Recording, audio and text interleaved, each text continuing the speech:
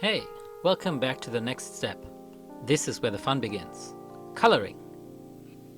I actually only began using watercolors when I started this comic, for reasons that I explained in a previous video.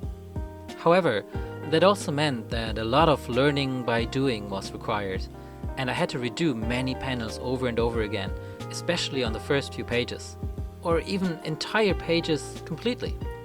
This is actually the third time I'm starting this comic, as I learned and discovered so much during earlier attempts that I just couldn't continue them. The differences were too great. I was using a different type of paper in a different size, which had a strong effect on the general look of the comic, and I also changed a few parts of the story, or let's say mainly the storyboard, presentation and details of the setting. The look of the cats themselves also changed a fair bit, actually. I'm glad that I decided to start over until I arrived at a version of the comic that I could continue with confidence, even though I am still far, far away from mastering watercolor and still see flaws in earlier pages I painted not even a year ago.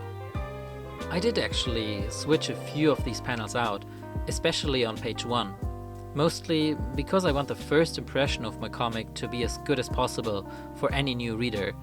And if I ever get to the point where the whole story is finished and is about to be printed, I would probably take some time to redo a few bad mistakes here and there as well. However, I do not mean to create the perfect comic, and I don't mind the art being a representation of my skill level at the point in time, unless, as I said, it's really just bad. The last few pages will surely look quite different than the first few, and it will probably be an interesting development when you read through the entire work in maybe less than an hour, but see years of, hopefully, continuous progression happening when going through the pages. I would consider myself to be more of a goal-oriented rather than a process-oriented artist, meaning that I do not really experiment around for the fun of it and see what comes out in the end, but that I am already envisioning a specific result that I try to match as good as possible when drawing or painting. However, I can't help but to simply enjoy the process of painting itself to the point where it becomes almost meditative. You can really get into the zone and lose track of what's going on around you, or that it's about time to drink or eat a bite. Yet, watercolor can also be an unforgiving medium, as fixing mistakes is difficult if not impossible. Not all colors work equally well together, as the pigments these colors are made from are sourced from various materials. Some come from plants, others from sediments, for example, and do not always mix very well when used in gradients or washes. That's just simply something you have to learn practically. The tones will also fade when drying, and some colors look much different on paper than from how they look in their solid state. The paper itself also plays a role here, as well as the amount of water used, etc. But I don't want this to become an in-depth tutorial on how to use watercolor, nor do I consider myself experienced enough to confidently teach this. Oh, and by the way, in case you were wondering, I will add the frames around the panels as well as the speech bubbles later on, and usually use as much space as I can on these pages for the artwork. This gives me a bit more freedom to work with later on, as some of the panels extend to the very edge of the page in some cases, depending on the layout. If you're being picky, you could point out how the tone of the cat's fur isn't completely consistent throughout the pages, or the number of stripes on Yago's fur, or maybe how the shadow doesn't always make complete sense at every panel. And you'd be right, but I don't mind too much. Sure, I try to keep it consistent, but I'm not trying to convince you that what you're reading is something else than a human-made comic with traditional physical materials used, and all their, and my, flaws and their resulting and visible influences. In fact, this is specifically why I decided to go traditional, because I like to see the material working on its own, the human touch, the small mistakes, the paper's texture, and all these things that breathe life into each individual page. And with that said, I'll leave you alone for the rest of the video. See you again at the end. Enjoy!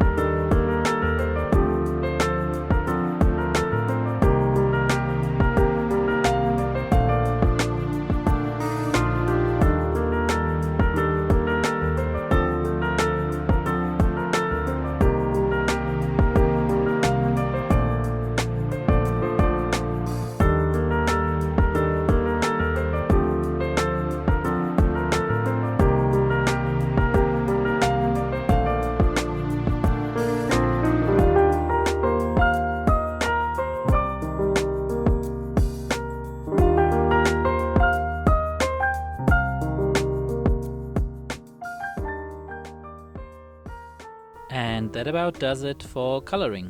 Now, the only thing left to do is editing the page. So, see you again for the final part of this video series. Bye!